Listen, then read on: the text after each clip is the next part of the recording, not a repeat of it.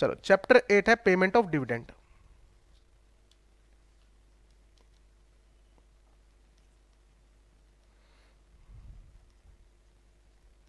अच्छा, dividend word सुना है, क्या होता है?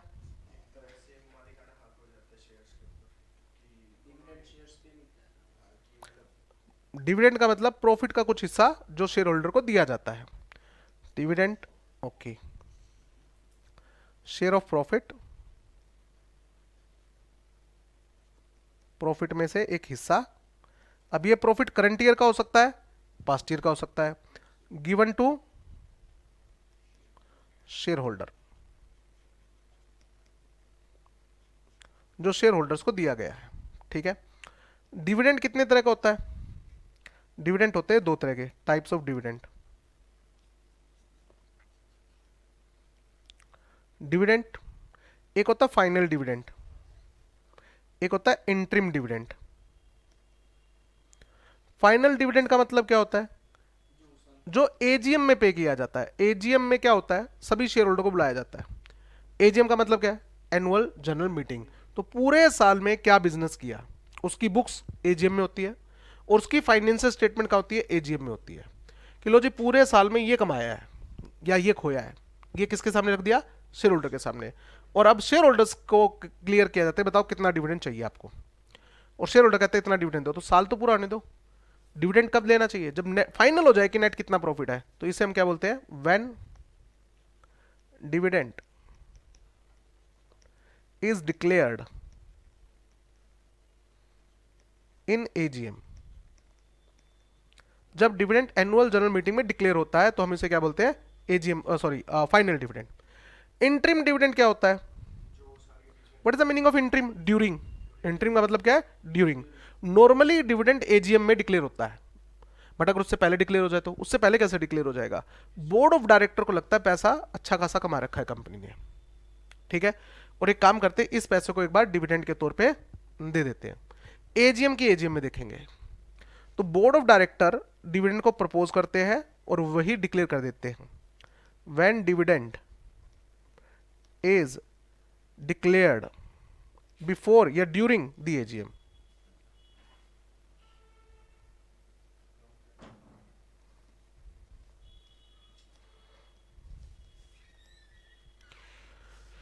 ड्यूरिंग द एजीएम्स, ठीक है। तो पिछली एजीएम और अगली एजीएम के बीच में दिया जा रहा है ये, नहीं तो डिविडेंड कहां दिया जाता है? एजीएम में दिया जाता है। तो ये कौन सा डिविडेंड होगा? Interim dividend. जब बुक में से पढ़ाऊंगा तो और भी आएंगे और टाइप भी आएगा, dividend on equity share, dividend on preference share, हम उसकी बात नहीं कर रहे, ठीक है। अब डिविडेंड पे करने का प्रोसीजर क्या रहता है? डिविडेंड पे करने का प्रोसीजर क्या रहता है? बहुत इंपॉर्टेंट है ये बहुत इंपॉर्टेंट है, इससे एमसीक्यू बन जाता है। तो जनरली मैंने क्या बताया था, डिविडेंड क्या होता है? प्रपोज होता है। पहले सुना है आप लोगों ने प्रपोज डिविडेंड, डिक्लेयर डिविडेंड। तो जनरली जो बोर्ड ऑफ डायरेक्टर्स होते हैं ना, वो डिविडेंड क्या करते हैं? प्रपोज करते हैं। Board of directors board meeting में बोर्ड रिजोल्यूशन पास करके प्रपोज करते हैं dividend, proposes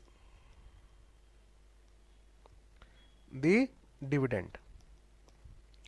for example company के बोर्ड ऑफ डायरेक्टर ने कहा हमें 10% डिविडेंड देना चाहिए, ठीक है। अच्छा बताओ फाइनेंशियल स्टेटमेंट किसने बनाई? बोर्ड ऑफ डायरेक्टर ने बनाई, ठीक बात है, ओके। तो बोर्ड ऑफ डायरेक्टर ने प्रपोज किया अपनी तरफ से। देखो बोर्ड ऑफ डायरेक्टर क्या देखते हैं कि नेट प्रॉफिट कितना है, सपोज करो 10 करोड़ है, तो बोर्ड ऑफ डायरेक्टर को लगता है यार एक काम करते हैं 7 करोड़ रुपए रख लेते बिजनेस एक्सपेंशन के लिए, और 2 करोड़ रख लेते एक बिल्डिंग बनाने के लिए, 1 करोड़ बच गया। अब इसका हमें कोई यूज नजर नहीं आ रहा, तो इसको एक काम करो शेयर होल्डर में बांट दो।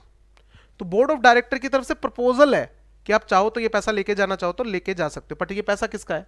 शेयर होल्डर का है। तो शेयर होल्डर को डिसाइड करने दो कि हमें ये पैसा लेके जाना है या नहीं लेके जाना।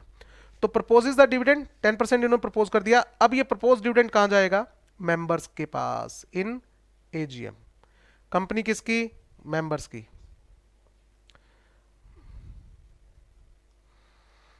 मेंबर्स इन एजीएम, ठीक है। ये क्या करेंगे? ओआर पास करके डिविडेंड को डिक्लेयर करते हैं। ऑर्डिनरी रिजोल्यूशन पास करके डिक्लेयर्स द डिविडेंड। इसे ही फाइनल बोलते हैं डिविडेंड, डिक्लेयर्स दी डिविडेंड। बताओ डिक्लेरेशन के लिए क्या पास होगा, ओआर पास होगा, ये ध्यान रखना। तो ये एमसीक्यू में आ जाता है कि डिक्लेरेशन ऑफ डिविडेंड के लिए क्या पास होता है, ओआर पास होता है।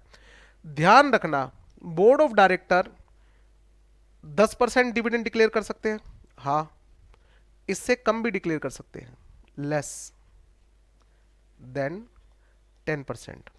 क्या यार 10% ज्यादा है, एक काम करो तुम 5% दे दो, बाकी बिजनेस में रिकूप कर लो, ठीक है। More than 10%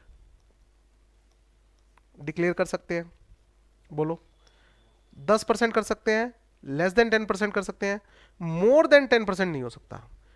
declare dividend can not be more than propose dividend. क्यों?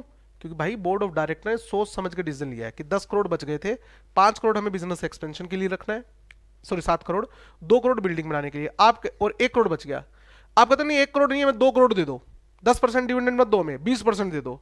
तो आपने बोर्ड ऑफ डायरेक्टर की प्लानिंग की हिला दी, बोर्ड ऑफ डायरेक्टर की प्लानिंग हिल गई ना। कभी भी share holder board of director की मैनेजमेंट में इंटरवीन नहीं कर सकते। अगर तुम्हें लगता है डायरेक्टर गलत है, इनके रखते फद्दू है, ये ढंग से कंपनी को मैनेज नहीं कर रहे हैं, तो तुम्हारे पास क्या रास्ता है, उनको हटाने का रास्ता है। बट तुम day to day routine activities में जो करना चाहते हो उसके अंदर क्या नहीं कर सकते, इंटरवीनिंग नहीं कर सकते। तो मोर देन 10% नहीं हो सकता, अप टू 10% हो सकता, कम ले लो, मना कर दो कि नहीं चाहिए, ऐसा भी कर सकते हो आप, बट मोर देन 10% नहीं हो सकता। क्लियर? अब आती है टाइमलाइन का जाल। जिस दिन ओआर पास होकर डिविडेंड डिक्लेयर हुआ है, जिस दिन ओआर पास होकर डिविडेंड डिक्लेयर हुआ है, उसके 5 दिन के अंदर अंदर, विद इन 5 डेज, इस पैसे को कहां रखना है, डिविडेंड को। अब देखो जिस दिन डिविडेंड डिक्लेयर हो गया ना, उस दिन से पैसा कंपनी का नहीं रहा, अब ये पैसा किसका है, शेयर होल्डर का है, ये पराई अमानत हो गई है, तो ये आपके बैंक अकाउंट में नहीं रहेगा। क्योंकि कंपनी के बैंक अकाउंट में रह गया तो कंपनी इस पैसे को क्या कर सकती है, यूज कर सकती है, बाद में कह दी गलती से यूज हो गया, ऐसा नहीं होना चाहिए। तो इसे कहां रखना है, transfer, transfer the amount of dividend, amount of dividend to separate bank account. Separate bank account मतलब क्लियर है, कंपनी के बैंक अकाउंट से अलग एक अकाउंट खुलेगा। शेड्यूल्ड बैंक में खुलता है ये, शेड्यूल्ड बैंक मतलब गवर्नमेंट का बैंक होता है जो, वहां पर जाओ अकाउंट खुलवाओ। तो जब कंपनी बैंक अकाउंट ओपन करवा रही होती है ना, तो उस फॉर्म में टिक करना होता है, सेविंग अकाउंट खुलवाना है, करंट अकाउंट खुलवाना है, डिविडेंड अकाउंट खुलवाना है। हाँ, तो डिविडेंड अकाउंट खुलवाना, स्पेशल अकाउंट होता है ये। डिविडेंड को प्रपोज करेंगे, फिर मेंबर ओआर पास करके डिसाइड करेंगे डिविडेंड लेना है या नहीं लेना, और लेना है तो कितना लेना है। सर कितना लेना है, कम ले सकते हो, ज्यादा नहीं ले सकते, ठीक है ना। ओके, उसके बाद ये 5 दिन के अंदर अंदर सेपरेट बैंक अकाउंट में ट्रांसफर हो जानी चाहिए, ठीक बात है। जिस दिन ओआर पास हुआ है उसके 30 दिन के अंदर अंदर ये डिविडेंड डिस्ट्रीब्यूट भी हो जाना चाहिए, with in 30 days dividend must be distributed.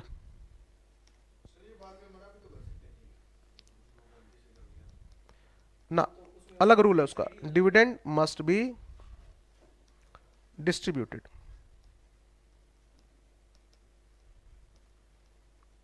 जिसको तुम रोल बैक और डिविडेंड बोल रहे हो ना, कि डिविडेंड डिक्लेयर करने के बाद उसको रोल बैक किया जा सकता है एक्सेप्शनल केसेस में। नंबर 1, अगर ये प्रूव हो जाए कि सफिशिएंट प्रॉफिट नहीं बचा। नंबर 2, डिविडेंड रोंगली डिक्लेयर हो गया, ठीक है ना। बट जनरल रूल क्या कहता है, dividend must be paid, dividend must be distributed with in 30 days, और इन कैश। इन कैश का मतलब लिटरली कैश नहीं है, बैंक में पैसा ट्रांसफर कर दोगे तो वो भी क्या है, कैश ही है। इन काइंड नहीं देना है, ठीक है ना। अब एक कंपनी है शुगर बनाती है, तो उन्होंने शेयर होल्डर के घर पे 10-10 किलो की चीनी भिजवा दी, शुगर बैग भिजवा दिए, कहते ये क्या है, dividend sir. Dividend is always paid in cash, ठीक बात है ना। कितने दिन में, 30 दिन में। 2 बातें होंगी, या तो सारा डिविडेंड डिस्ट्रीब्यूट हो गया होगा या नहीं हुआ होगा, entirely distributed,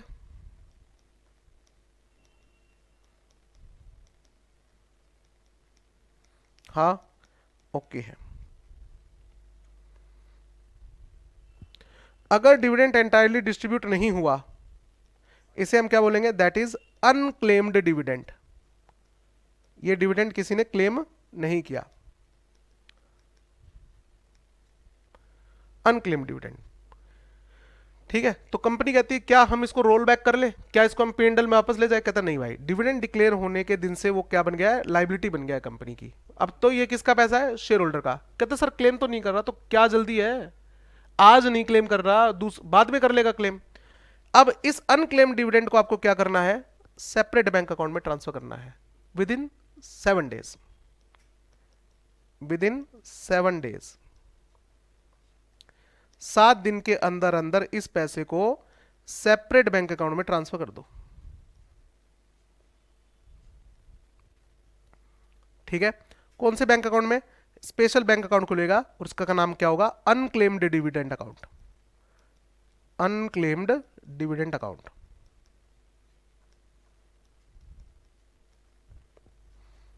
unclaimed dividend account में ट्रांसफर करो, स्पेशल बैंक अकाउंट। जो जिस जिस साल का डिविडेंड जो बचता जाए वो यहां पर ट्रांसफर होता जाएगा। और with in 7 year, with in 7 years ये डिविडेंड कोई ना कोई लेने आ जाएगा। दो बातें, या तो डिस्ट्रीब्यूट हो जाएगा, कोई भूला भटका प्राणी है जिसने 30 दिन में डिविडेंड क्लेम नहीं किया, बाद में आके ले जाएगा, 1 साल बाद, 2 साल बाद, 3 साल बाद डिस्ट्रीब्यूट हो गया, ओके है। अगर सर अब भी डिस्ट्रीब्यूट ना हो तो फिर ये कौन से खाते में चला जाएगा, IEPF अकाउंट में, investor education and protection fund में ट्रांसफर कर देना। ठीक है, ये गवर्नमेंट मेंटेन करती है अकाउंट, साथ डिविडेंड के साथ नहीं, शेयर के साथ, क्योंकि जो अपना डिविडेंड भूल चुका है वो अपने शेयर भी भूल चुका होगा बेटा। अब बताता हूं मैं, हाँ बिल्कुल ठीक बात है। अब समझो, अब नए एक्ट के अकॉर्डिंग तो सारे ट्रांसफर कैसे होता होगा, बैंक के थ्रू, नेट बैंकिंग के थ्रू। पुराने जमाने में चेक जाते थे, थोड़े से पुराने जमाने में, अब भी कई कंपनी तो चेक भेजती है। जिनके पास बैंक का IFSC कोड नहीं है, कोई पुराना शेयर होल्डर है, कंपनी के अंदर उसने बैंक अकाउंट की डिटेल अपडेट नहीं कर रखी, तो कंपनी तो अपनी रिस्पॉन्सिबिलिटी पूरी करे। डिविडेंड बैंक से ट्रांसफर करना कंपलसरी थोड़ी है, तुम चेक भेज दो। ठीक है, तो मैंने चेक भेज दिया। अब सपोज करो बेटा मैं किराए पे रहता हूं, मैंने घर चेंज कर दिया और मैंने कंपनी को इन्फॉर्म नहीं किया। ठीक है, अब कंपनी चेक किस एड्रेस पे भेजेगी, पुराने वाले एड्रेस पे भेजेगी। ठीक है, अकाउंट पे ही चेक है वो, अकाउंट पे ही चेक क्या होता है, जिसके नाम पे चेक कटा उसी के खाते में जाएगा, तो वो चेक एनकैश नहीं कर सकता वो नया किराएदार, तो उसके किसी काम का नहीं है। उसने वापस भेज दिया या उसने साइड में रख दिया कि ठीक है भाई कोई आएगा तो दे देंगे उसको, मेरे को पता ही नहीं चेक आया हुआ है। ठीक बात है ना, तो मैंने क्लेम ही नहीं किया। फिर 2 या 3 साल बाद ध्यान आया कि यार मेरे पास इस कंपनी के शेयर थे यार, बाद में ध्यान आया तो इसके ऊपर डिविडेंड है, तो कोई बात नहीं, अब क्लेम कर लो। चेक तो स्टेल हो चुका होगा, क्या चीज मिलेगा ना, unclaim dividend account bank account में जा रहा है, उस पर क्या मिलता है, सेविंग अकाउंट जितना इंटरेस्ट मिलता है वो इंटरेस्ट के साथ आपको मिल जाएगा। किसको मिलना चाहिए, किसको मिलना चाहिए, क्या? हम्म, कौन भुगत रहा है, भुगत कौन रहा है, बैंक दे रहा है, बैंक ने इस पैसे को लोन वगैरह के तौर पे यूज किया होगा। ठीक बात है, तो ये पैसा IEPF में जाएगा अलोंग विद शेयर 7 साल के बाद। तो मान लो आपको 7 साल के बाद याद आता है, तो अब आप कंपनी के पास जाओगे कि भैया मेरे शेयर, कहते सर वो तो IEPF में गए, तो मतलब मेरे शेयर डूब गए। नहीं सर, ना आपका पैसा डूबा ना आपका शेयर डूबा। अब आपको किससे क्लेम करना है, IEPF अकाउंट से क्लेम करना है। इसके लिए एक फॉर्म आता है IEPF 5, वो फॉर्म आपको भरना है और उससे गवर्नमेंट से आप क्लेम कर सकते हो। ठीक है, आगे आओ।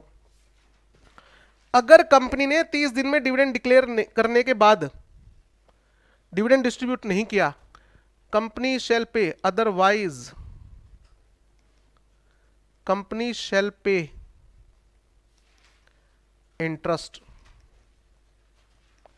At the rate 18% per annum. अगर 30 दिन में आपने डिविडेंड डिस्ट्रीब्यूट नहीं किया तो 18% का क्या लगेगा बेटा, ब्याज लगेगा, 18% पर एनम का।